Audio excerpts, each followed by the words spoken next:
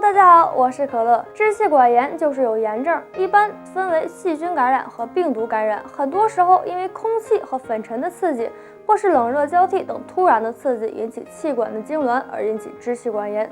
首先，饮食上需要注意几点：一是饮食以清淡为主，多吃新鲜绿色蔬菜，可以祛痰去火。二，忌海腥油腻的食物，避免助火生痰。三，不吃刺激性食物，辛辣食物只会刺激呼吸道，使症状加重。菜肴调味也不宜过咸、过甜，冷热要适度。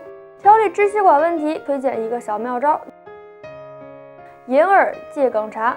银耳、桔梗、料、甘草、山药、莲子多种材料配合在一起，对调理呼吸系统疾病有很好的作用。多种搭配相互相强，会比单单泡一种好很多。坚持一段时间就能减轻支气管炎的症状，不仅滋润喉咙，还能改善肺部。平时多吃一些黑枸杞，也能起到清肺热、镇咳消炎的效果。好了，越来越迷人，那就要身体中的雌激素充足啦。当身体中的雌激素充足时，3个现象看你是否还能更年轻。一、不长斑。当身体雌激素缺乏时，就会影响到皮肤的新陈代谢，皮肤中大量的毒素垃圾堆积出现长斑长痘的现象，还会让皮肤越来越差。当女性朋友开始长斑时，就要注意补充雌激素了。二、不腰疼。身体雌激素不足时，不但会影响女性身体的内分泌功能，进而出现月经不正常、腰酸背痛等现象。三、皮肤细腻有光泽。当女性朋友身体的雌激素充足时，就会看起来气色非常好，不但充满活力，而且还会表现在皮肤光泽上，更具有弹性。当大家在平时的时候有这3个现象的时候，那么就要恭喜大家啦！不但身体好，还会越来越迷。知道呀，蜂蜜不但营养，而且还有美容养颜的效果。但是市面上一种蜂蜜就是用糖精和水勾兑出来的，喝完之后不但不养生，而且还伤身。那今天呢，就和大家分享一下挑蜂蜜时的2个注意事项。一、看结晶。蜂蜜结晶是一种物理现象，纯正的蜂蜜呢，在结晶之后颜色就会由深变浅，但是其中的成分是没有变的。尤其是等蜂蜜结晶的时候呢，用手去轻捻且没有颗粒的感觉。如果蜂蜜结晶的颗粒呢是粗糙的，那么就有掺假的可能性了。二、看色泽。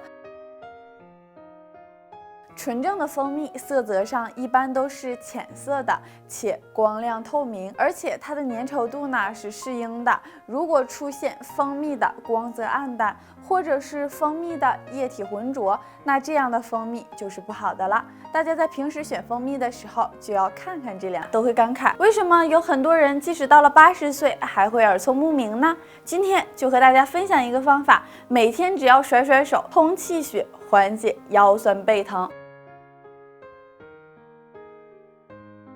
站在地面上，尽量的选择一些硬一点的地面，防止摔倒。之后呢，双腿打开，与肩同宽，双手自然的放在身体的2侧，手掌伸直。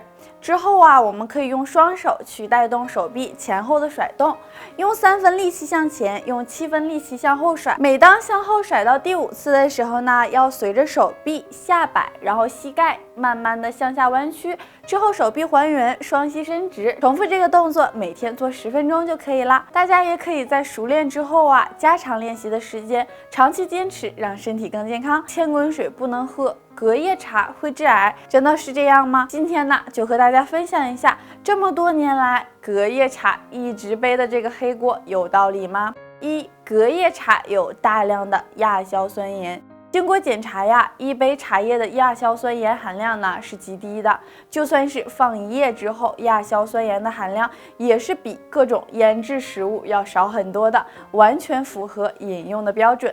二、隔夜茶有细菌。有很多人都说呀，隔夜茶在放置的过程中会有大量的细菌，但是因为我们在泡茶的时候呢，会使用100摄氏度左右的水，已经将细菌烫死了。我们之后再放置的时候，茶水中的细菌含量啊也是很少的，要比袋装零食中的细菌少很多。所以说，大家在平时的时候可以不用那么怕隔夜茶啦，它的危害没有你想的那么大。好啦，今天的分享就到这里了，感谢大家的收看，我们下期再见。